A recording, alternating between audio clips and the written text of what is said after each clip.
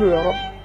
بروح عند هذا عند عمهم عند رقيق، بروح بحضر على التلفزيون وبيجي بيقولوا يا بكيت جيب لنا تلفزيون، اقول لهم بس باقي اكل قبل التلفزيون. بيقولوا يابا طب كيف؟ تعال انا بجيب. نفسنا تلفزيون، نفسنا طبايخ، نفسنا تلفزيون، نفسنا ثلاجة، اشي زي خلقنا وكل زي الولاد. نفسي بسكريت، نفسي اشي زي الولاد، اعمل العاب